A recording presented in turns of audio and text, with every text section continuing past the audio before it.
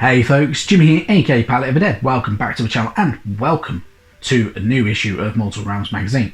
Now, as per usual, if you like the videos, hit the like button, subscribe to the channel if you haven't already, and of course drop a comment down below. I love hearing back from you guys, it goes a massive way to help the channel too. And without further ado, let's crack on with it. So, this week we are on the penultimate issue of Mortal Realms magazine. That's right, issue 79 is here, and we have the first part of the Celestant-Prime model, which is a fantastic kit. Part 2 will be coming next week with the final issue of Mortal Realms, but an absolute unit of a mini. This is your centerpiece model for the Stormcast Eternals essentially. So take your time with painting it, have fun painting it, and if you want to share what you've painted and everything like that, and kind of how you've gone about doing it and everything like that, you can join my Discord server if you wish to. The link is in the top comment down below and in the actual description of the video. Share your photos. I'd love to see them. I'd love to see how you've painted up your Stormcast Eternals, how you painted your Night Haunts, everything.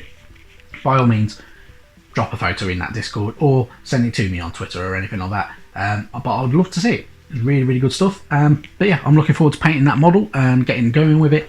I'm going to leave it until next week when we've got the other part as well though. So, we have the page about the Celestant-Prime, of course. He is, of course, the first of the Stormcast Eternals.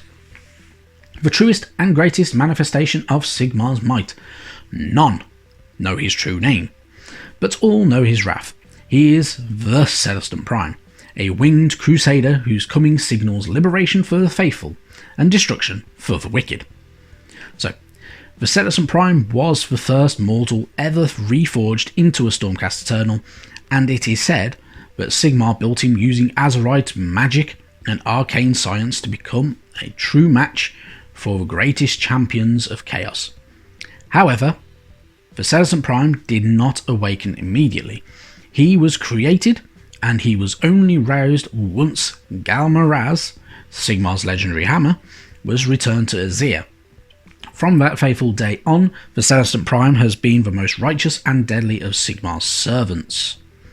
So, with the Celestant-Prime, he is the wielder of Galmaraz, the legendary warhammer that has been in existence since the good old world, and it's been wielded by Sigmar. Sigmar, the idea was that while Sigmar held Galmaraz, he would never lose a battle, and genuinely didn't. He only, when he mistakenly did idiotic things with it, essentially like throwing it into the void against the forces of chaos and losing it through a realm gate and stuff like that, was why he kind of lost during the Age of Myth, and it became the Age of Chaos.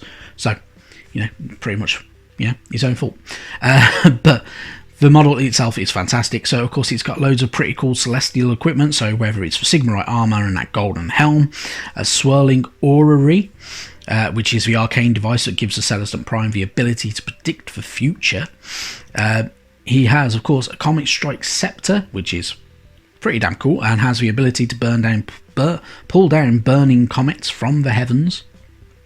He has Wings of Light, and of course he wields Galmaraz, which is a fantastic weapon, and is a weapon of power within the Mortal Realms. Then we have kind of essentially the final page to the Von Stat book that was kind of being collected as part of certain pages within the magazine itself.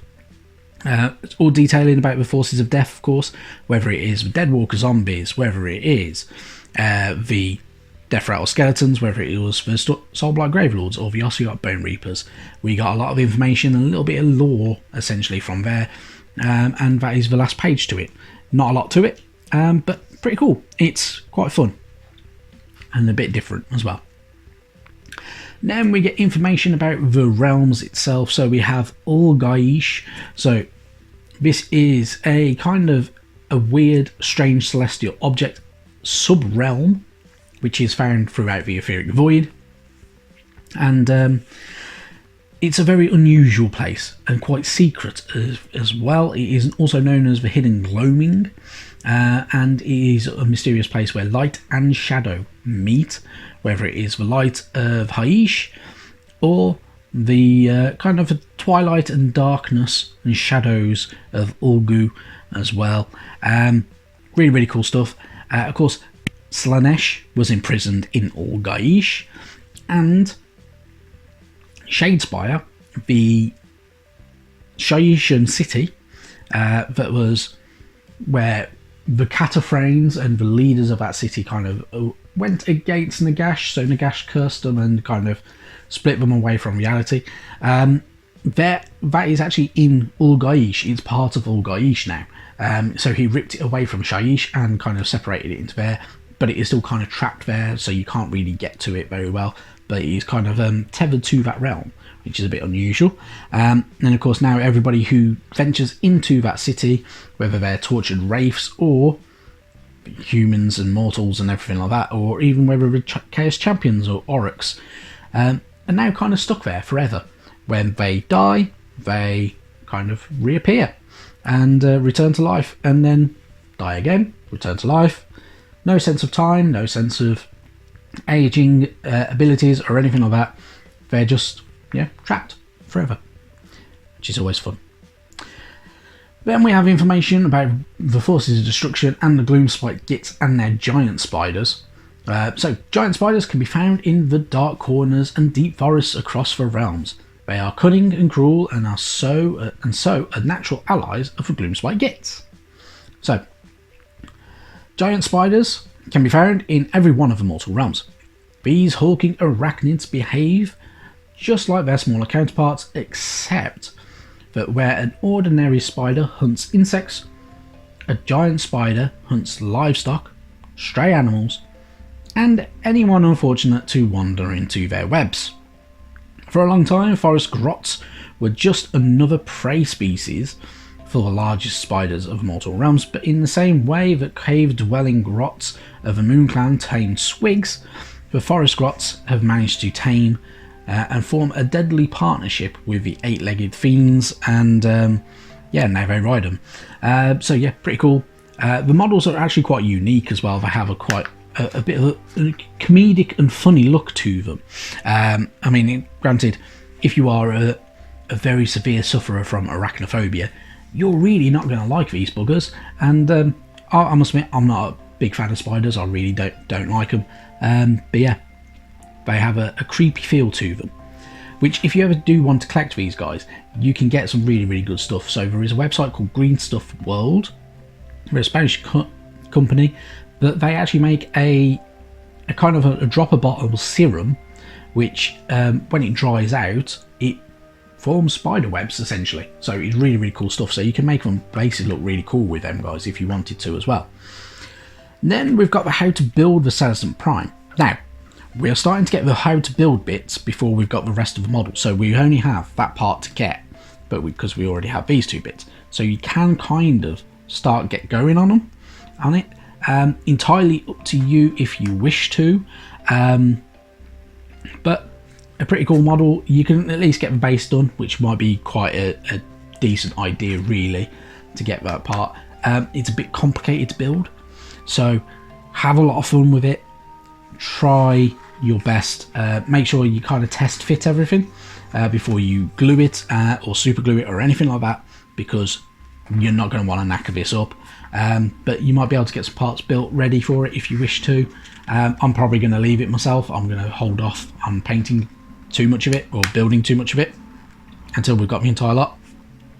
Now, with the arms, you have a couple of multiple ways of positioning the hands and arms as well, so entirely up to you how you want to do it.